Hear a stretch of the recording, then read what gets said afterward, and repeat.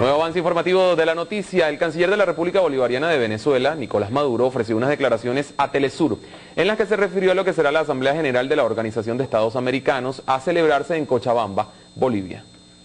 Pienso que esa asamblea de la OEA nos encuentra a América Latina, el Caribe, América del Sur, en una nueva situación, ya avanzando hacia la consolidación de nuevos mecanismos de unión, de integración verdadera, como es el caso de UNASUR, que desde, digamos, su nacimiento, el 17 de abril del año 2007 en la isla de Margarita, cuando los presidentes decidieron crear la Unión de Naciones Suramericanas como tal, dotarla de un tratado constitutivo, dotarla de una Secretaría General y de toda una institucionalidad. Del 2007 hasta acá, bueno, prácticamente 5 años, se ha avanzado hacia una consolidación. El próximo 11 de junio ya asume el tercer secretario general, después de nuestro siempre recordado querido presidente Néstor Kirchner, después del ejercicio de la Secretaría General de Mariama Mejía, que ha sido extraordinario. Ahora Ali Rodríguez el 11 de junio asume la Secretaría General de UNASUR para seguir avanzando en los planes de consolidación. En el caso de CELAC se fundó hace apenas unos meses en la cumbre histórica de Caracas, 2 y 3 de diciembre del año 2011. Así que tenemos hoy una situación distinta, ¿no? El ALBA es una realidad consolidada en lo político, en los proyectos económicos, en la realización de proyectos sociales que jamás habían visto nuestros pueblos, como los planes de alfabetización, los planes de salud. Petrocaribe es una organización ya que agrupa a 16 países de todo el Caribe, tanto el suramericano como el Caribe insular, el Caribe centroamericano. Así que hoy tenemos una situación muy distinta. Y la OEA, como sistema interamericano, todo el mundo sabe, ha venido declinando desde el punto de vista histórico. Está en una fase ya de decadencia, ¿no? Sus organismos son visiblemente molestos para los países de América Latina.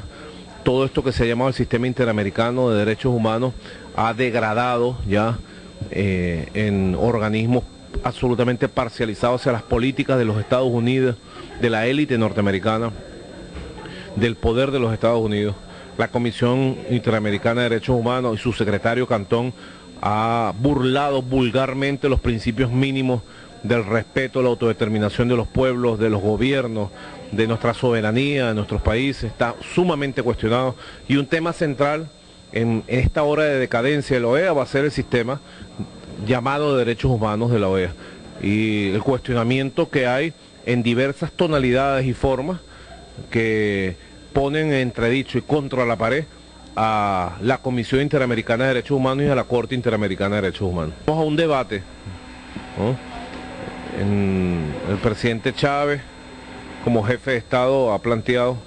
a las distintas instituciones dentro de nuestro país la necesidad de ir a un proceso de denuncia, ¿no? De los convenios que nos atan a la Comisión Interamericana y a la Corte Interamericana de Derechos Humanos, por diversos motivos. Nosotros vamos a entregar un documento y hacer una exposición central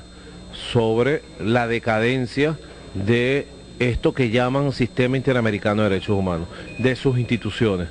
de cómo tanto la Comisión como la Corte está plegada a los intereses de los gobiernos de Estados Unidos, siendo precisamente los Estados Unidos quien utiliza esta Comisión, esta Corte, para tratar de cuestionar los procesos de nueva independencia y de construcción de nuevos modelos políticos en nuestro continente. Y siendo Estados Unidos, utilizando como siempre el doble discurso, el doble rasero llamado, bueno, que utiliza estos organismos de manera descarada y vergonzosa, exige a los países latinoamericanos que se acojan a esos mecanismos, y es los Estados Unidos quien nunca ha reconocido ni ha firmado el Pacto de San José, que crea la Comisión Interamericana y la Corte Interamericana de Derechos Humanos, y no reconoce la jurisdicción ni de la Comisión ni de la Corte, quedando estos dos organismos su sede principal en Washington. Así que bueno, todas estas verdades hay que decirlo, no solo en el seno de la OEA, sino al oído y al corazón de nuestros pueblos, porque bueno, todas estas cosas que fueron los mecanismos que se crearon para dominarnos, tienen que ser denunciados,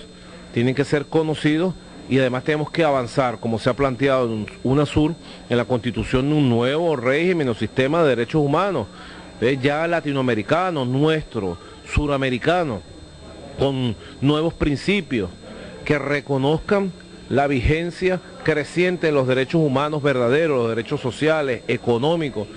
políticos, que hoy tienen nuestros pueblos. Nunca antes, en la historia de los últimos 50 años, para tomar una referencia, se habían respetado y se habían desarrollado tanto los derechos humanos en nuestros países como es ahora. En el pasado, cuando por ejemplo en Venezuela ocurrió el Caracazo, donde hubo miles de muertos, fue masacrada la población civil allí en sus lugares de vida, bueno, ni la comisión ni la corte existían. Jamás tardaron 5 años en empezar a investigar y a pronunciarse sobre estas violaciones de derechos humanos. En cambio, en tiempo récord, en menos de 24 horas, la Comisión Interamericana de Derechos Humanos reconoció al gobierno golpista de Pedro Carmona Estango el 12 de abril del año 2002 que tenía secuestrado al presidente Chávez y que había disuelto los poderes públicos. Esa es la verdad de esta comisión. Eso va a dominar lo que sería la agenda mañana, ¿usted cree? Pareciera que el debate sobre la Comisión Interamericana de Derechos Humanos va a ser un debate central. Nosotros llevamos la verdad de Venezuela, que se conozca. Hoy estuvimos conversando con el canciller de Brasil y le recordábamos, le refrescábamos a él estos episodios, estos hechos históricos, como la comisión, el secretario ejecutivo Cantón de la Comisión Interamericana de Derechos Humanos reconoció el gobierno golpista el 13 de abril del año 2002 de Pedro Carmona Estanga, y cómo se refirió de manera despectiva al presidente Chávez, que estaba en ese momento secuestrado. Eso es uno de muchos casos que nosotros podemos poner de ejemplo de cómo esta comisión se presta y está al servicio de los intereses dominantes en los Estados Unidos, de cómo esta comisión ha burlado sus principios fundamentales de funcionamiento, se ha extralimitado, pretende y ha pretendido modificar leyes en nuestros países, desconocer sentencias autónomas de los poderes judiciales de cada uno de nuestros países. Ellos pretenden ser una especie de poder inquisitorio general para decir qué es bueno y qué es malo, y eso no fue jamás la naturaleza para la cual se creó. Y bueno, una vez violada la naturaleza y extralimitada su función, nosotros creemos que lo que toca es una actitud muy clara y fuerte por parte de los gobiernos de nuestro continente. Otra noticia importante con relación a Brasil ha sido el apoyo que dio el Partido de los Trabajadores. ¿Podrías ahondar un poquito más en ese? Usted llega en un momento muy propicio al gobierno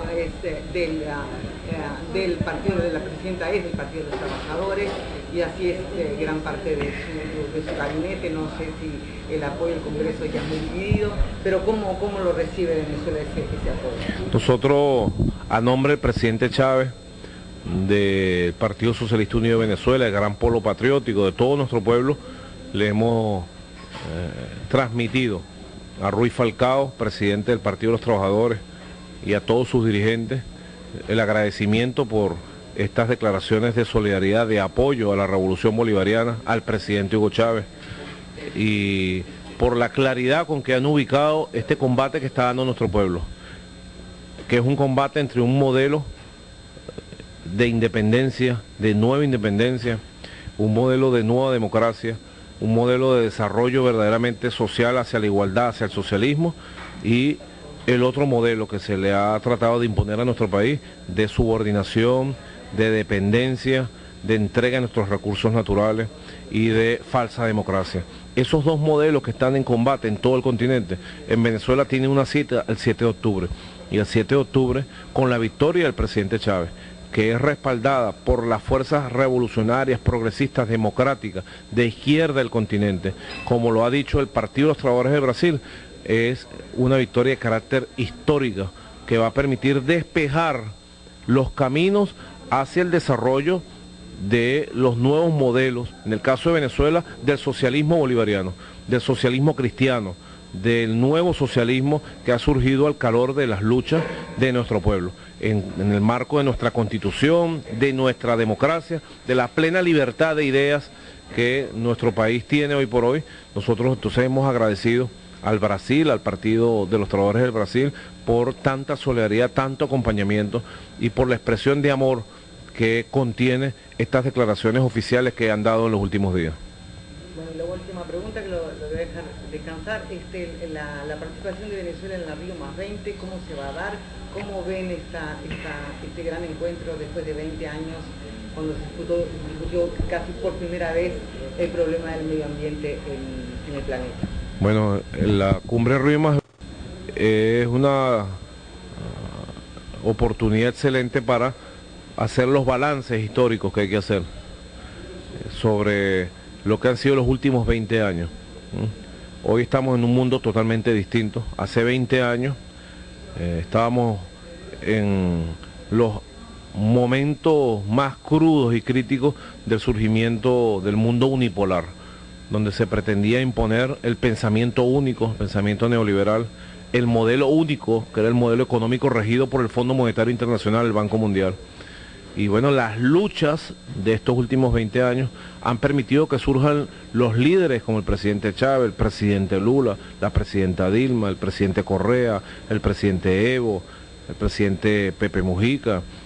el Frente Sandinista y el presidente Daniel Ortega, entre otros, que desde América Latina han levantado la voz fuerte para nombre de nuestros pueblos para afirmar el derecho que tenemos a un nuevo modelo social, un nuevo modelo económico, y para decir las grandes verdades en el mundo sobre quién ha destruido el planeta Tierra, quién ha originado el llamado cambio climático, el efecto invernadero, que no es otro que el capitalismo depredador que ha contaminado mares, lagos, ríos, el ambiente, el capitalismo consumista, donde un país como los Estados Unidos consume apenas con menos de un cuarto de la población mundial,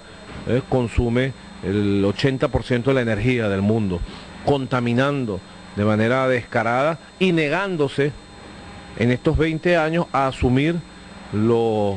convenios internacionales para la reducción de gases de efecto invernadero y para limitar lo que ha sido su labor depredadora de la naturaleza. Así que son 20 años para un análisis, son 20 años sobre todo para plantear nuevas luchas. Se está hablando de una economía verde, ¿no? Y se habla de lo verde para tratar muchas veces el capitalismo de enmascarar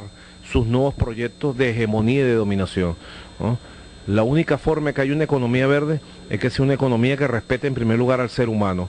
que respete el derecho al ser humano a desarrollarse, que permita superar los mecanismos que han generado la desigualdad y la pobreza en el mundo entero, y que permita, sobre la base de nuevas tecnologías, con desarrollos y modelos propios cada uno de nuestros países, con respeto absoluto a nuestra soberanía, poder desarrollar modelos económicos que superen el capitalismo. Esa es la única economía verde que podría empezar a expresar verdaderamente a la humanidad. Así que Río+20 es, digamos, una buena oportunidad para ese debate. Venezuela está incorporada, como ustedes saben, a todas las comisiones preparatorias de Río+20. Acaba de culminar una ronda de conversaciones y negociaciones en Nueva York, ¿no? Allí los países del ALBA hemos tenido una posición clara, común. Junto al Brasil hemos estado impulsando el documento central que se va a presentar a los jefes de Estado entre 20, 21 y 22 de junio. Y bueno, y esperamos que esa conferencia le deje a la humanidad un conjunto de propuestas que nos permitan seguir construyendo en esta nueva época, ya no unipolar, en esta nueva época que avisora el mundo multipolar, pluripolar, poder ayudar a la construcción de un nuevo modelo económico, social, tecnológico, ambiental, que le garantice a la humanidad su supervivencia y mucho más allá la recuperación del planeta. Bien, allí escuchábamos las declaraciones del canciller de la República, Nicolás Maduro, declaraciones que ofreció a la hermana televisora Telesur a propósito del inicio el día de ayer en Cochabamba, una de las ciudades de Bolivia, de una cumbre de la Organización de Estados Americanos de nuestro continente. De esta manera ponemos punto final al presente avance informativo. Los invitamos a continuar en la sintonía de Venezolana de Televisión, el canal de todos los venezolanos.